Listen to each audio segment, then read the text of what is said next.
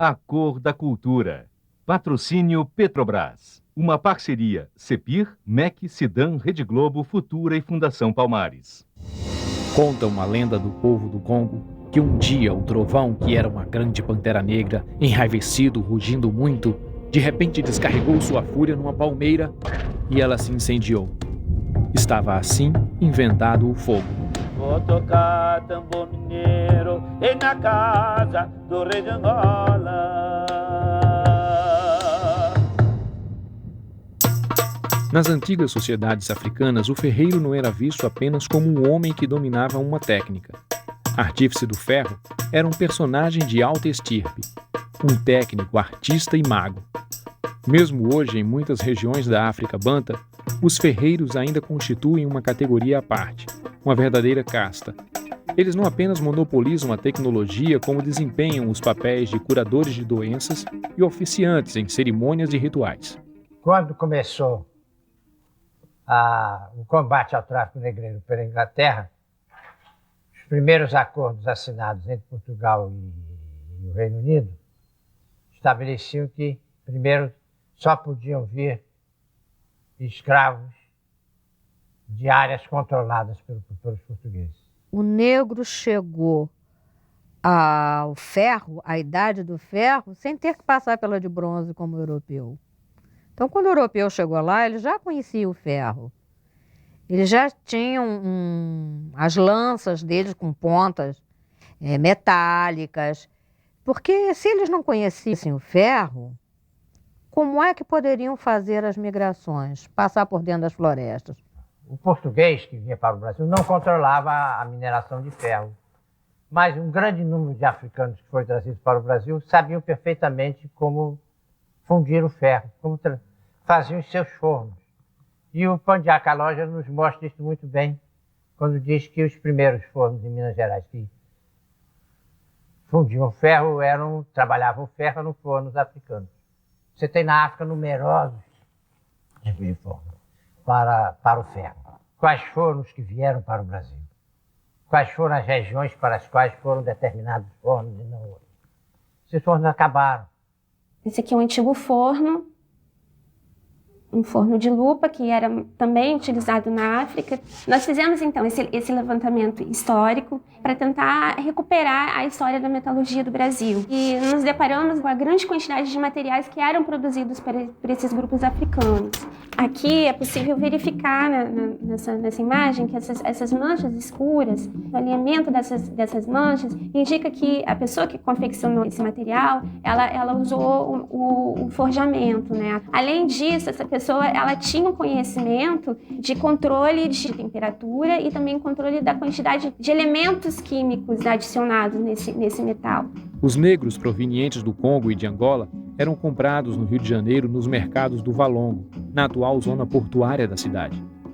Dali, eram levados para as regiões das minas e dos diamantes, e para as fazendas, onde eram os responsáveis pelo abastecimento das ferramentas, como machados, enxadas e foices. É impressionante que eles tenham escolhido, né, trabalhar com ferro. O ferro é um metal muito mais difícil de se trabalhar. Seria muito mais fácil para esses grupos trabalharem com peças à base de cobre, de materiais não ferrosos, porque o ponto de fusão do cobre é muito mais baixo. Na África, esses metais eles tinham um outro contexto. O contexto era ligado à religiosidade, era ligado à política, né, à parte social. Esses ferreiros eles eram considerados pessoas que detinham um conhecimento que era trazido dos deuses, né? E ao aplicarem aqui esse conhecimento, né, nos engenhos de cana-de-açúcar para poder fazer essas ferramentas, né, agrícolas, né, que precisava de um abastecimento dessas ferramentas. Esses senhores de engenhos, quando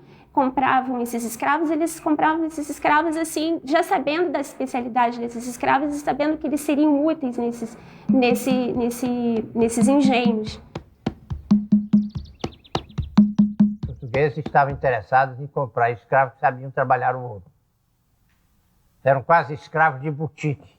Numa forma esquemática, como é que a gente vai estudar os ciclos econômicos brasileiros? cana-de-açúcar, primeiro no Nordeste, depois descobre-se o ouro, né? Ouro e diamantes no século XVIII, o ciclo mais marcante entre outros ciclos, subciclos, vamos dizer assim, é o ciclo do café, não é? Na Rio de Janeiro, São Paulo, etc. e tal, presença forte da escravaria originária de Congo, Angola. No fim do século XVII, início do século XVIII, aumenta o número de escravos que vinham da chamada Costa do Ouro, que vinham do atual estado de Gana. Por quê? Porque eram mineradores de ouro, faziam joias de ouro, sabiam trabalhar o ouro, sabiam buscar o ouro. Todos nós sabemos, né, sobretudo quem está em Minas Gerais, que os africanos trouxeram para o Brasil a tecnologia do trabalho com ouro. Muitos comparam a metalurgia do século XIV, XV, do Renascimento europeu, e a metalurgia na África, as esculturas do Benin, etc., são muito mais sofisticadas que aquelas que a gente encontra na Europa. Tudo isso que a gente tem aqui no país, de uma forma ou de outra, tem a ver com essa bagagem cultural do africano. Na metalurgia, na pecuária, na agricultura, no conhecimento do solo, no conhecimento da terra, conhecimento do clima. Com o fim da escravidão, esses africanos e seus descendentes brasileiros se tornaram maioria entre os aprendizes e mestres dos ofícios artesanais. Ainda hoje, muitos afrodescendentes continuam a trabalhar como ferreiros. Alguns se dedicam a fabricar não apenas portas e grades, mas também esculpem figuras e símbolos associados à sua religiosidade. Eu me chamo Otto Fernando Coelho Teixeira, mais conhecido como Otto Teixeira, né?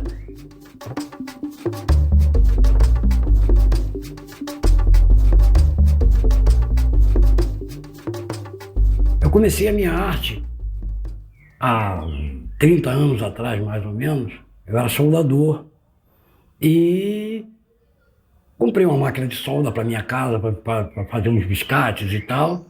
E chegou um amigo lá da minha ex-esposa e me pediu para fazer umas ferramentas, coisas que eu nem conhecia na época. Ninguém me ensinou a fazer ferramenta. Ninguém me ensinou a fazer ferramenta. Foi um dom que o Deus me deu e hoje eu faço o que eu faço. Nas culturas de matriz banto, o ferreiro é guardião do fogo e transformador da matéria-prima do ferro, um profissional com uma função de caráter sagrado.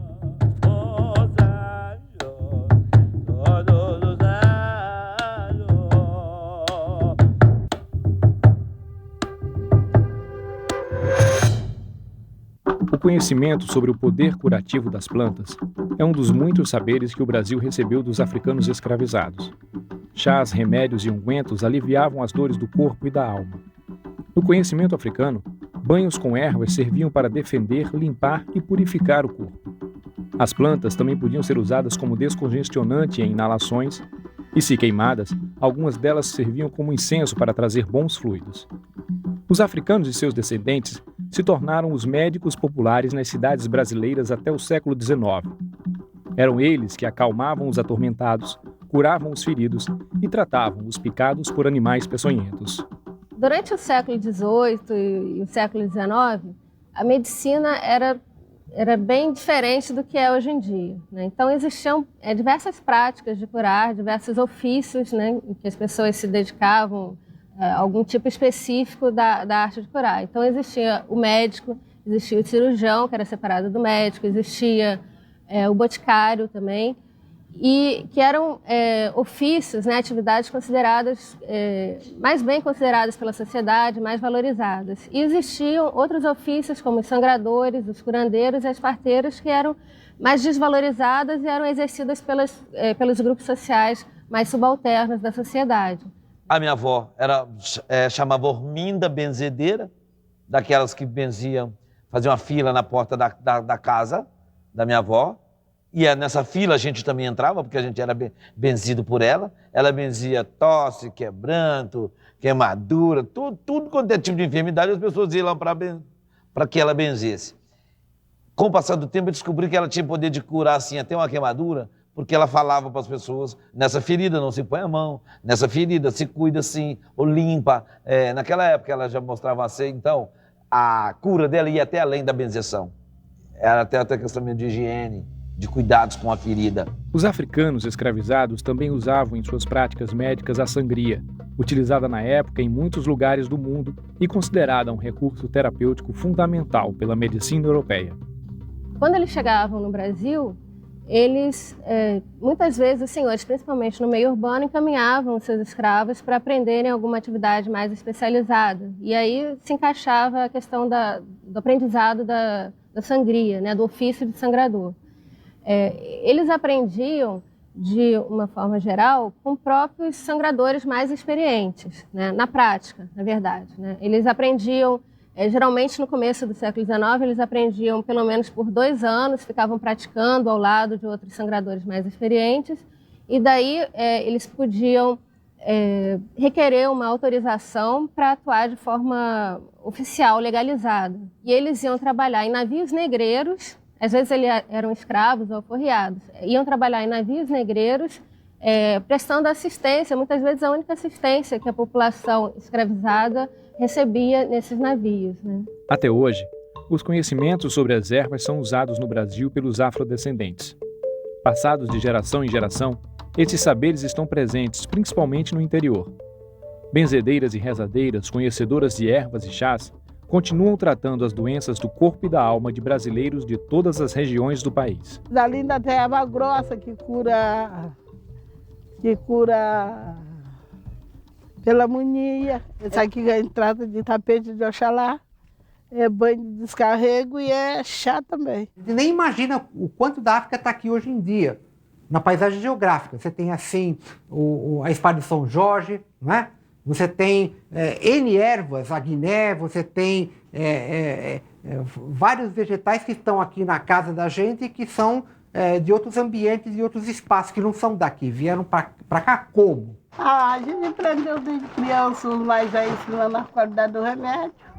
Aí as plantas a gente nunca mais esqueceu. Se entrar na mata, nessas matas grandes, a gente conhece toda a qualidade de remédio que não é remédio. A minha ideia é justamente, dentro da percepção geral de meio ambiente, do ambiente em que eles estão, que categorias de plantas eles valorizam mais ou menos, por quê, e sobretudo o que tem de possibilidades em cima disso. E eu acho que a ideia de mostrar para eles o quanto eles já sabem é que é o ponto, né? E o quanto que isso tem de retorno para eles. Havia essa circulação de conhecimentos e de práticas, né? Tanto dos médicos com tradição acadêmica, né? De atentarem para aquelas doenças locais que eram mais comuns em determinado local e como os curandeiros, tanto indígenas ou africanos, né, faziam para curar essa determinada doença, que plantas que eles usavam. Agora, a relação entre os indígenas, né, as terapêuticas indígenas e africanas, provavelmente passa mais por essa questão das plantas medicinais. Eu faço uma fabricação do sabonete da raspa do joá. Nós passamos esse sabonete para evitar o piolho, a caspa, a lêndia. Só aplicar, deixar 20 minutos espumado no cabelo da criança que mata qualquer tipo de piolho. Dentro dos terreiros há muita pesquisa. Existem muitos doutores em farmácia, se falando em ervas medicinais, principalmente, que eu acho que é uma das grandes contribuições do candomblé, porque uma coisa é você pegar a folha de pimenta e colocar no machucado, porque o orixá te ensinou isso. Outra coisa é você descobrir as propriedades anti-inflamatórias que tem na folha de pimenta e estudar isso e colocar isso de uma forma científica. Olha, a questão, por exemplo, da cura medicinal, da cura tradicional do povo banto, o conhecimento das ervas e das folhas, das raízes, das folhas que matam, das folhas que curam, dos anestésicos, isso os bantos tinham profundo conhecimento. E se algumas eles não puderam trazer para cá, eles enriqueceram isso muito mais aqui também com o contato com os indígenas, com os nativos. Muitas plantas que é ligado aos orixás. A gente usa muito o que fala maneturela, é macaé, e o manjericão é calmante e é tempero. E Tem o hortelã-pimenta, cura sinusite. E é tempero também. O alecrim é bom para hipertensão e também é tempero. E serve para banho de descarrego. A arruda também a gente serve para descarrego. Ainda tem ali erva cidreira, que é extrato de melissa, essa aqui, ó. Erva cidreira também. É bom para chá, para gripe, para qualquer uma coisa. Qualquer sofrimento a gente bebeu o chá dá. Não, tem aqui o girassol também, que é bom para colesterol. A gente segue na água e bebe. Voltando ao século XIX, o que a gente pode dizer em relação a essas práticas e esses conhecimentos terapêuticos é que muitas vezes eles eram considerados mais eficazes, sim. Eram reconhecidos pelos médicos, de modo geral, né? Tanto que eles tinham licença nas primeiras décadas do século XIX, eram concedidas licenças não só para sangradores, como para curandeiros também. Eu estava dormindo, a rainha me chamou. Acorda, amigo, cativeiro já acabou. Acorda, amigo.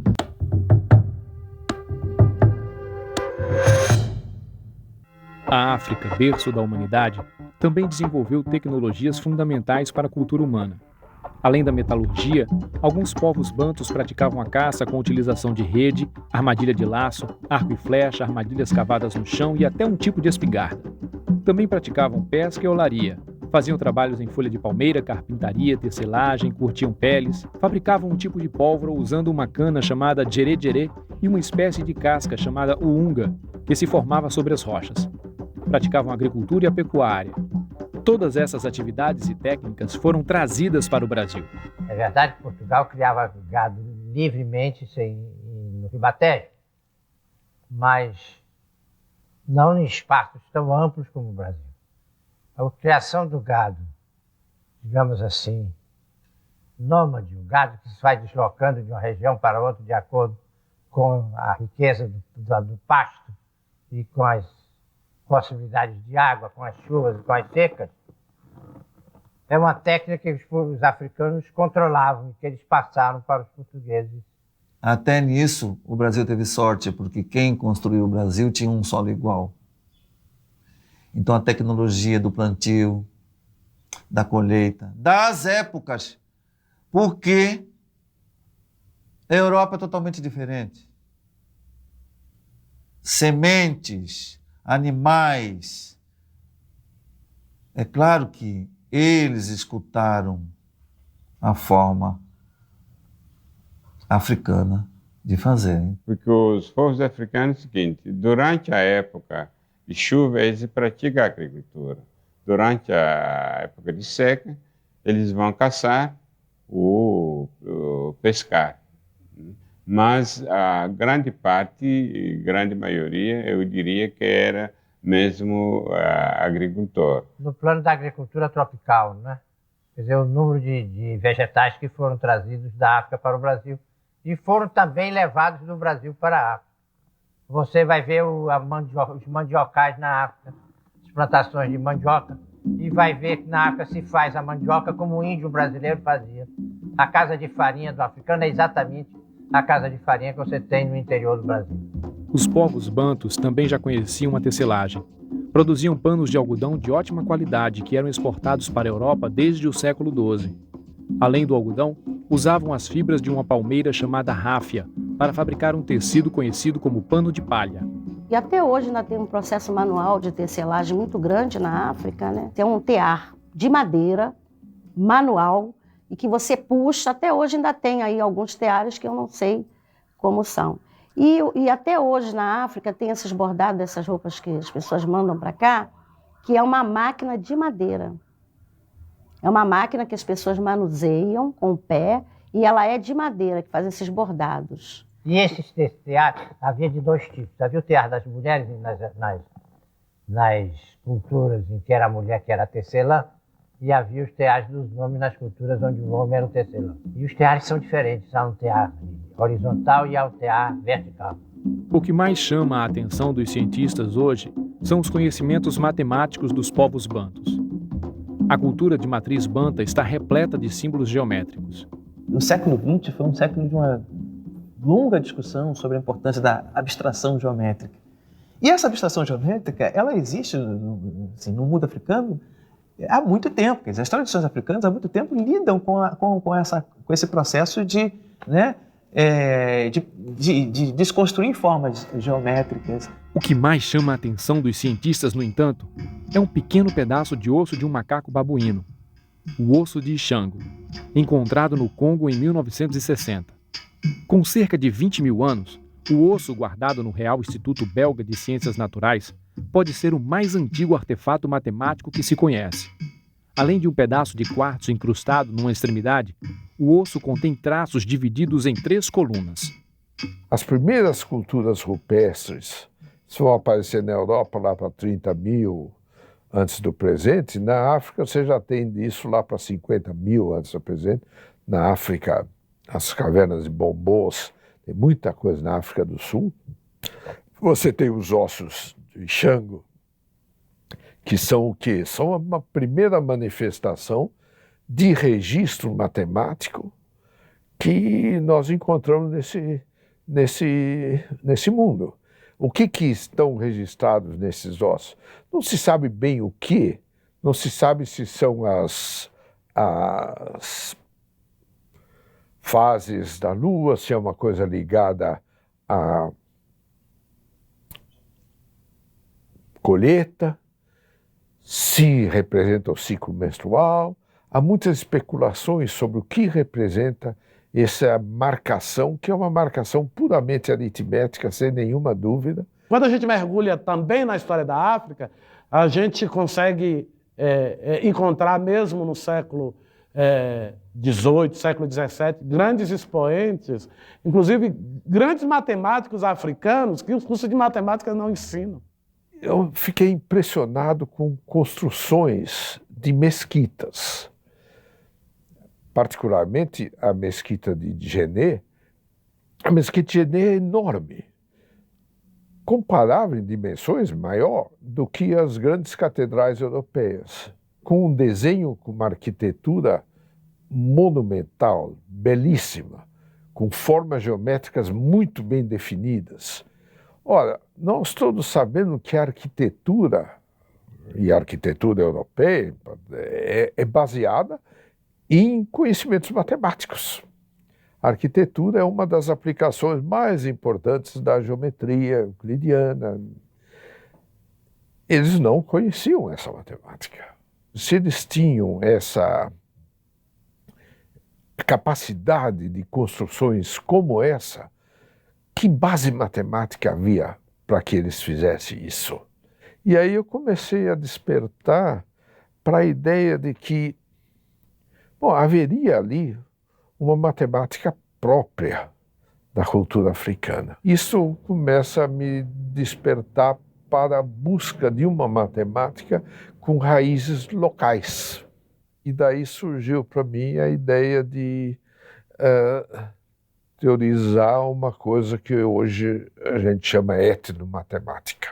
É preciso que a mentalidade mude para que as pessoas, de fato, comecem a buscar nessas origens históricas o que nos foi, de certa maneira, negado, né? Que é essa perspectiva de um desenvolvimento tecnológico.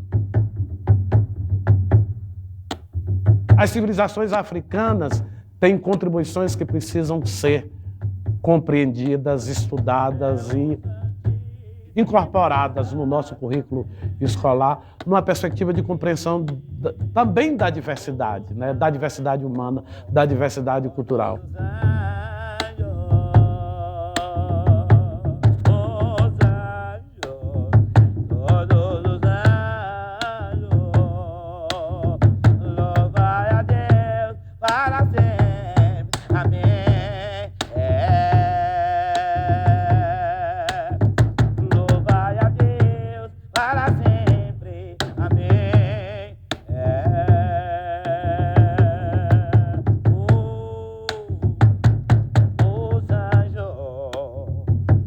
Todos os anjos,